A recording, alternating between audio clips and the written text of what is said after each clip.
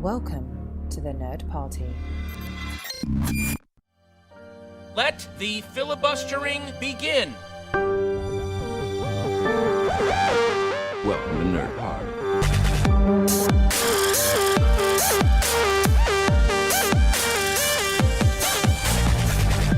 Hello and welcome to Filibuster here on the Nerd Party Network, and our coverage of the Edinburgh International Film Festival carries on. Up next is an interview with French actress Haidara, who plays Adele. She's the co-manager of a wedding catering company in this fantastic French farce comedy, C'est la vie. C'est la vie tells the delightfully sprawling story of the day in the life of an aging Parisian wedding caterer driven to frustrated distraction as a complex wedding in a 17th century chateau unravels. It's been one of the absolute highlights of the film festival for me, so I hope you'll enjoy our interview and seek out this wonderful film.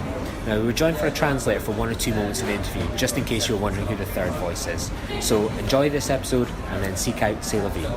Bye. So obviously last night was the UK premiere of the movie. How was that for you to bring it to a Scottish audience and a sellout as well? Actually, I'm always excited to present the movie wherever it is, but it's kind of exciting to when you see the movie cross the border. So I was kind of happy to be there and to listen to the audience laugh. That was really I'm really sensitive in that. Why do you think like French comedy in particular always seems to resonate with like British audiences in particular? What is it about it that really hits our funny bones?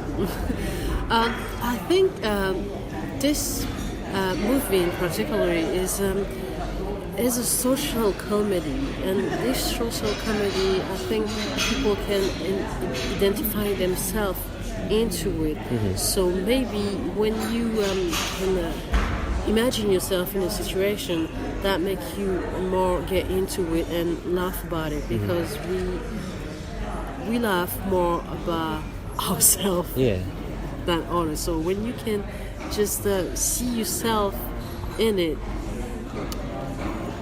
I think maybe that's why it works. It's one of the most impressive casts probably of any movie at the film festival. It's got countless characters, countless situations. Is it difficult on the set of this beautiful country house in France not to laugh and get caught up in the moments? What's that like as an actress to be involved in something like that? We always try to get focused on what we're doing, concentrated, and when you're really into something, you believe in what you say, you believe in what you are. You just focus on it during the text. When we started doing it again and again and bring some new stuff, sometimes it's a little bit difficult. So sometimes we laugh about what your partner do. When you get too surprised, sometimes you laugh. Sometimes it's hard to handle it, but most of the time we was trying to get focused. But we had a lot of fun around. And what was it like working on it's such a beautiful set as well? It must have presented so many exciting opportunities to work on this. There's so many interesting locations and spots in it. What was it like to be on that as a physical set in itself? It was first of all, it was the first time for me to work in the same set for the whole movie. The whole movie we was into this castle. So we started get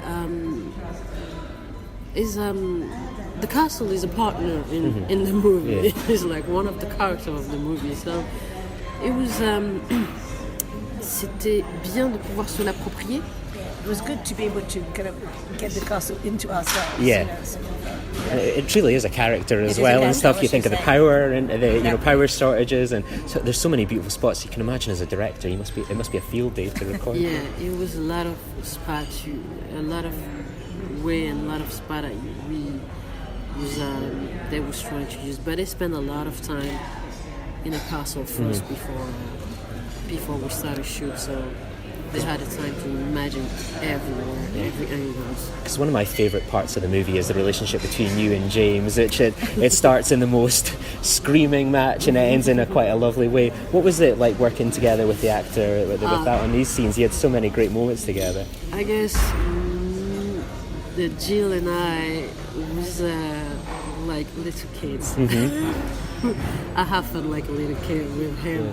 And he's a great partner because I remember that one day we were shooting the part when I just want them to eat like the same food as us. And he said, no, I mean, the musician, they eat like the guest. Yeah. We don't eat your food.